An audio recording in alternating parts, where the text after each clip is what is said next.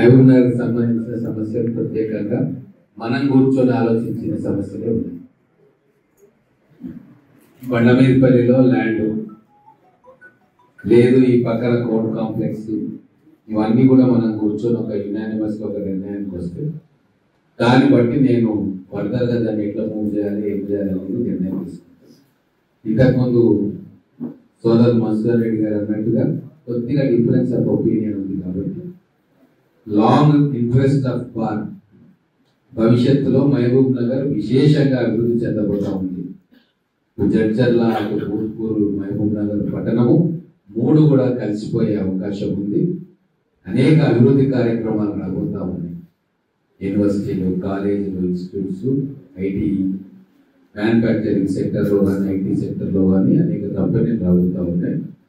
ఈ డెవలప్మెంట్ దృష్టిలో పెట్టుకొని ఇప్పటి నుంచే మీరు లాంగ్ రన్ ప్లాన్ చేసుకొని భవిష్యత్తులో ఎక్కడ ఉంటే బాగుంటుంది అంటే ఈ రోజు సంబంధించిన ఆలోచన కాకుండా ఒక 10 ఏళ్ల తర్వాత, 20 ఏళ్ల తర్వాత అయినా సఫిషియెంట్గా మనం ఇప్పటి నుంచే ప్రణాళిక వేసుకుంటే ఎలా ఉంటుందా కోణంలో మీరు ఆలోచించే ఒక నిర్ణయానికి వస్తే ఖచ్చితంగా ఆ నిర్ణయాన్ని అమలు చేసే బాధ్యత మా అందరినీ కూడా. ఇంకో విషయం, హెల్త్ కార్డ్స్ కావచ్చు, ఇన్సూరెన్స్ కావచ్చు, మిగతా హెల్త్ బెనిఫిట్స్ కావచ్చు, ఎడ్యుకేషన్ బెనిఫిట్స్ కావచ్చు, లేదు ఇంటి సమస్య, ఇంటి జాగా సంబంధించిన సమస్య కావచ్చు, ఖచ్చితంగా ఇప్పుడు మాకు అవకాశం ఉంది.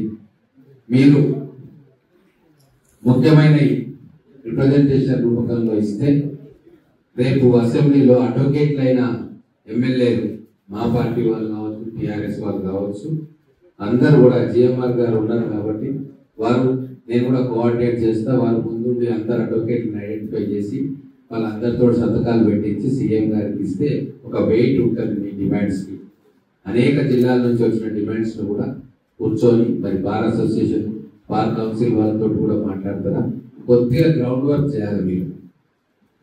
మీరు హైకోర్టు అడ్వకేట్ కావచ్చు, మిగతా అక్కడ కోర్ట్స్లో ఉన్న వాళ్ళు పెద్దలు కూర్చొని ఒక మీటింగ్ కాల్పర్ చేసుకొని మీరు ఒక యునానిమస్గా ఈ సమస్యలు మేము అడ్రస్ చేయాలి అంటే శాసనసభలో మేమందరం కలిసి సీఎం గారికి ప్రజెంటేషన్ ఇస్తాం.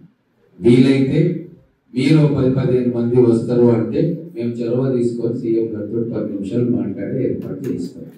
కాకపోతే గ్రౌండ్ వర్క్ మీరు చేయాలి. సమస్యను ఐడెంటిఫై చేసి అన్ని జిల్లాల వాళ్ళతో మాట్లాడి అందరికీ ఉపయోగపడే ఒక 10 సమస్యలు ఏమున్నాయి, దాన్ని ఎట్లా మనం వెసులుబాటు చేసుకోవచ్చు, సర్దుబాటు చేసుకోవచ్చు అనే అంశం మీద మీరు క్లారిటీ తీసుకొస్తే ఖచ్చితంగా మీ వెంబడి మేము ఉంటాం. లోకల్ విషయాల్లో కూడా ఖచ్చితంగా జూనియర్ అడ్వకేట్స్ మీద మా అందరి సింపతీస్ ఉన్నాయి. అడ్వకేట్ ప్రొఫెషన్ అంత ఈజీ ప్రొఫెషన్ కాదు.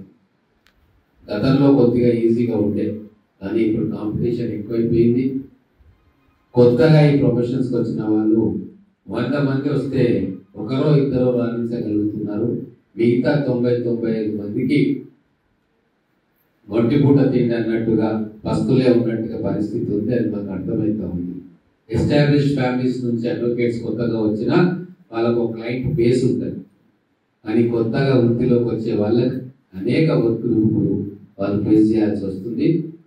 హైదరాబాద్లో ఎట్లో గిటన్ అవుతారు, కానీ జిల్లా కేంద్రాల్లో ఉన్న కోర్టులో ఆ పరిస్థితి ఇంకా దయనీయంగా ఉన్న విషయం మాకు కూడా తెలుసు. కాబట్టి రేపు వచ్చే ఇందిరమ్మ ఇళ్లలో ఆ గైడ్లైన్స్ ఎట్లా వస్తాయో ఒకసారి చూసి ఖచ్చితంగా మన నియోజకవర్గం నుంచి కావచ్చు, లేకపోతే దేవరకద్ర కావచ్చు, పక్కన చర్చలలో కావచ్చు, మీరు కూర్చొని నిజంగా ఆర్థికంగా వెనుకబడి ఏ ఆధారం లేని జూనియర్స్ని ఐడెంటిఫై చేసి మాకు ఇస్తే అవి ప్రపోజ్ చేయడంలో మాకు ఎటువంటి సంశయం ఉండదు, సంకోచం ఉండదు. మన మహబూబ్ నగర్ ఉమ్మడి జిల్లా వరకు మేము 3 ఎమ్మెల్యేలు కూడా మీకు ఎట్లా ప్రభుత్వ పరం నుంచి పేద జూనియర్ అడ్వకేట్లకు ఎట్లా న్యాయం చేయాలి, సహాయం చేయాలన్న విషయంలో ముందుంటామని చెప్పి మీ ద్వారా నేను తెలియజేసుకుంటా ఉన్నా.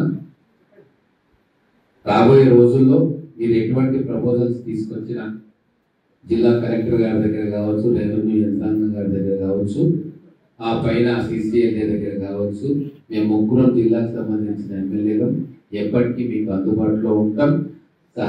స్వతహాగా అడ్వకేట్ అయిన మధుసూదన్ రెడ్డి గారు వారు కొద్దిగా ఎక్కువ కూడా కోఆర్డినేట్ చేసి మనకు ఒక క్లారిటీ ఇస్తే వారి ప్రకారంగా మేమందరం కూడా ముందుకు పోతామని తెలియజేసుకుంటూ ఈ కార్యక్రమానికి మమ్మల్ని ఆహ్వానించినందుకు ధన్యవాదాలు తెలుపుతూ ఇస్తాము.